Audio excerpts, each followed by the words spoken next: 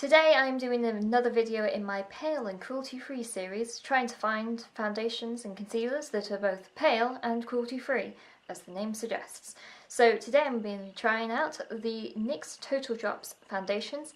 This has been out in America for a couple of months now.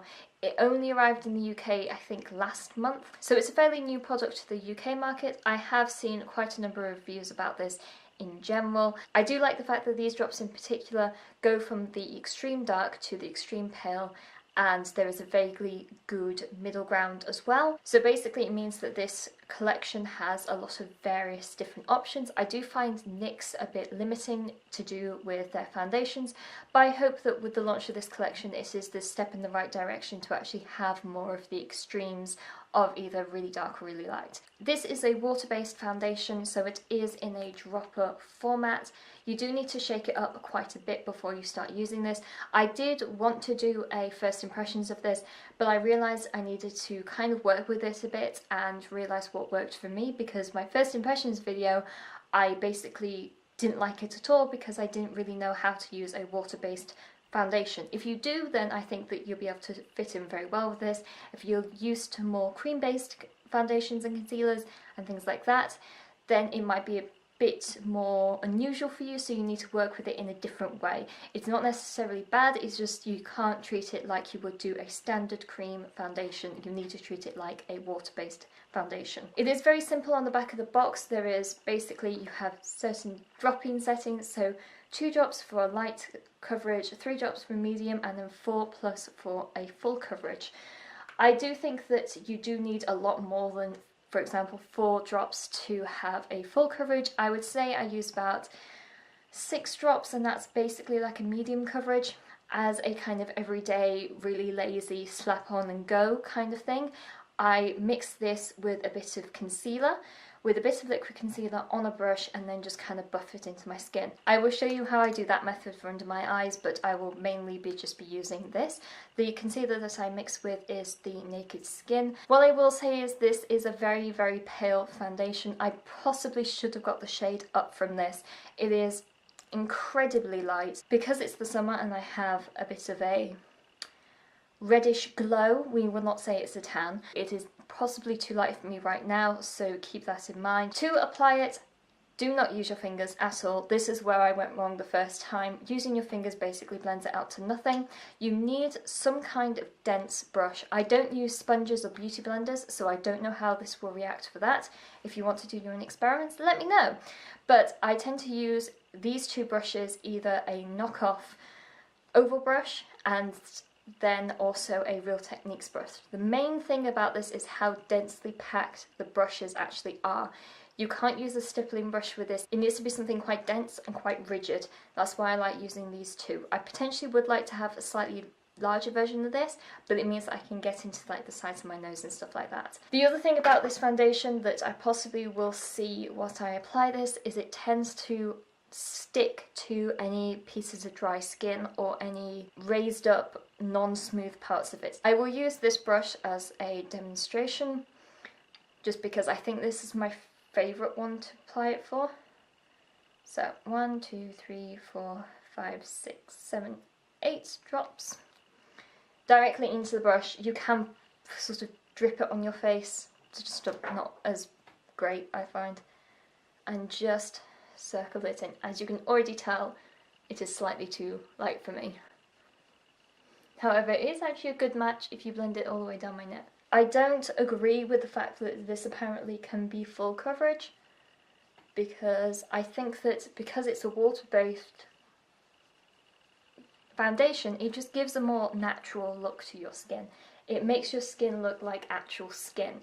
It does conceal very well, but it keeps the skin looking like skin, which I do like. I realise how pale I look in the viewfinder.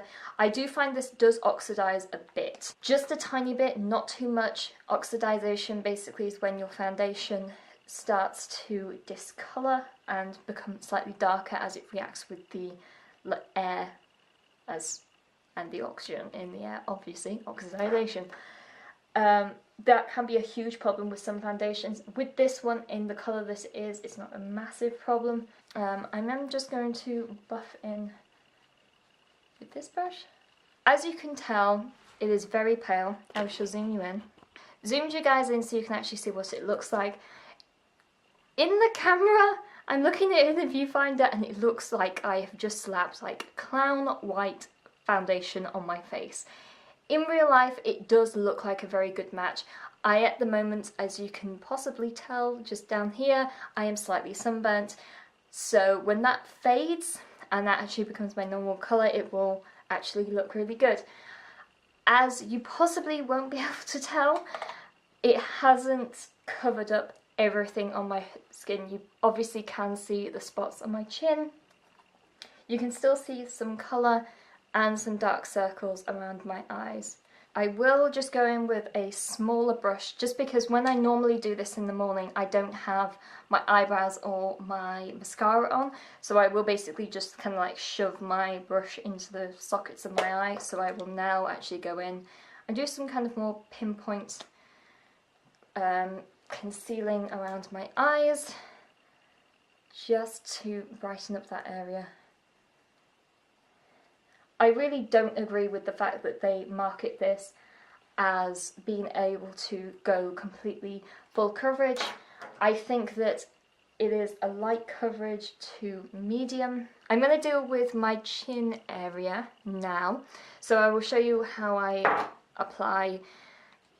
This is practically what I've been doing for the past few days. I've just been slapping the concealer on the brush itself, then getting some of the drops just on there. Focus back to me please, camera, and then just blend in. This also just adjusts the shade slightly and means that this will be a nicer consistency. I kind of do a mixture of swipes, small circles and patting motions. Just adding some colour to my skin just to make that look slightly less zombie-like. I swear in real life I know that I think it's somewhere between like the exposure settings on my camera and my daylight bulbs out like right in front of me. It's making it look a lot paler on camera. I swear that this is the right shade for me. So yeah, that's it. It'll all applied. Things to note about this, as I already mentioned, I don't consider this a full coverage foundation. I think that it is a light to medium depending on how much you have. I quite like it as a light coverage foundation because it means that I can have something all over my face but still feels very light. It is a very light feeling foundation because it is water based. I will say that anywhere there is dryness, the product sticks to it and it is very obvious. So for example, around my nose area, kind of in the crease there, I tend to get quite a lot of dry skin, gross as it sounds, but the foundation tends to cling there and stick there quite a bit, and it is a bit annoying. It just means that it's not as smooth. In terms of covering spots, it is not full coverage at all. I do like the fact that it gives me a very nice wash all over, and then I can go in and do potentially some pinpoint concealing, or do what I did earlier with mixing the concealer and the foundation together to have something else. In the days when I've been a bit lazy over the last few days, I have just been mixing the concealer and this together and putting that all over my face. That combo will last about 8-9 hours.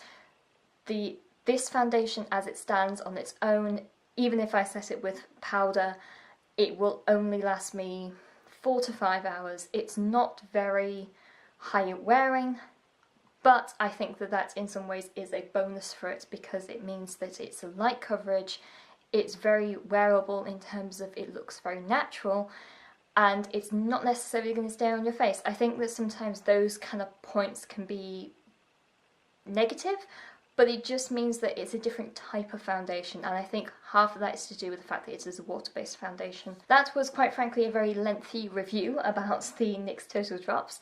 Let me know in the comments below any advice you have for upcoming pale and cruelty-free foundations that I want to try, and let me know if you've tried this and have any other opinions on it. Maybe you've tried it with the Beauty Blender and that works really great. Let me know, and check out all the other videos in the Pale and Cruelty-free series that I have done. I will link them in the description and at the end card, and I shall talk to you guys later. Bye!